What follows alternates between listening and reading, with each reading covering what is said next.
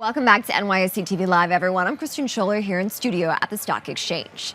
Intense winds and dry conditions sparked a series of wildfires across greater Los Angeles last week, destroying homes and resulting in a number of fatalities.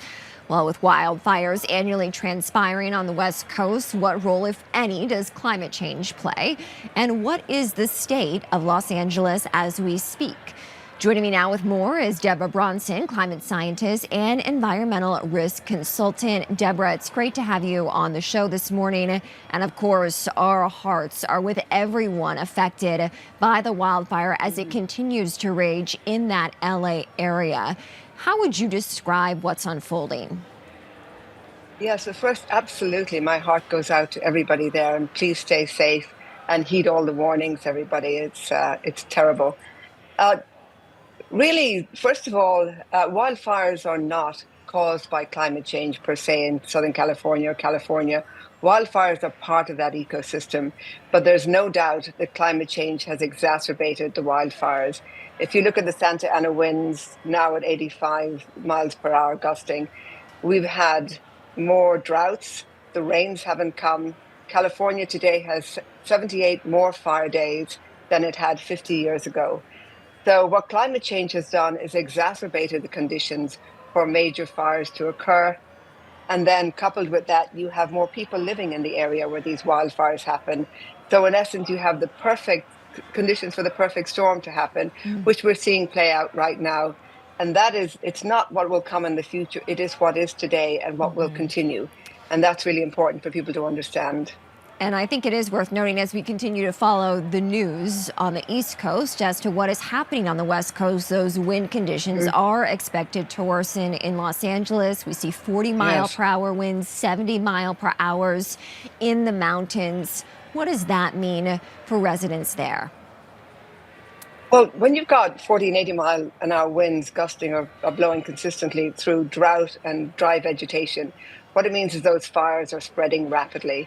And there's very little that firefighters can do in those sort of conditions. And they're working heroically, and thank God for them and gratitude to them. But for residents there, it means really you've got to get out of harm's way as quickly as you can. There's no time to waste. There's no time to pack.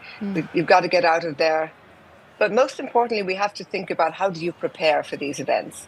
How can residents be ready? How can the state be ready? How can all of us be ready for the future? My question to you, Deborah, is what happens next? We see the devastation continuing. People have been impacted, more presumably will. What happens next?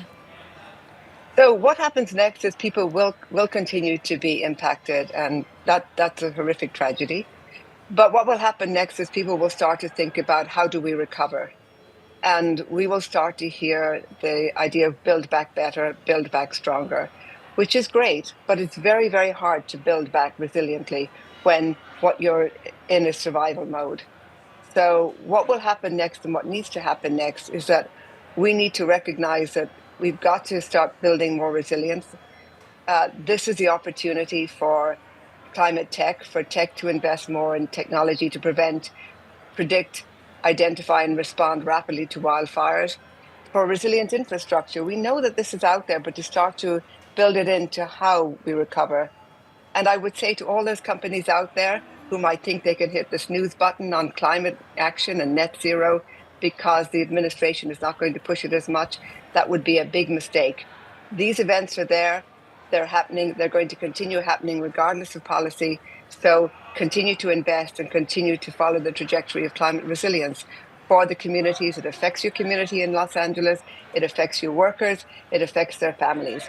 It's really important that we double down on those investments, not pull back on them.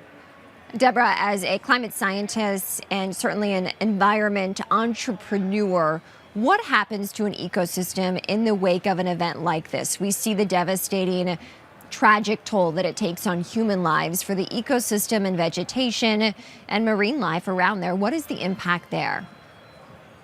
Well, if you remember, these ecosystems have evolved with fire. So what would happen without humans, so to speak, if humans were not in the mix, is that these fires occur periodically, but they're not as huge, they're not as large. Fire suppression and buildings have increased how big they get and how when they occur. So in a normal ecosystem, these fires would happen periodically. The landscape would burn and would create space for new species to move in. And you'd get a natural succession of vegetation and a natural diversity of animals that are adapted to fire and that move as the ecosystem grows from grasses to forests. And that's the normal trajectory of these ecosystems. You see it in fire-prone areas. You see the same in ocean ecosystems after hurricanes. New species come in, they colonize the area, and a whole new biodiversity pattern emerges. We're not seeing this now because of human impact and also our effect on fire. So we're going to have to pay attention to the ecosystem and to the fate of biodiversity and the animals that live in these areas. Deborah Brosnan, climate scientist and environmental risk consultant, thank you so much for your time. And Thank you. of course, our hearts do go out to everyone impacted by the fires Oh, underway so in much, Los Angeles. so much.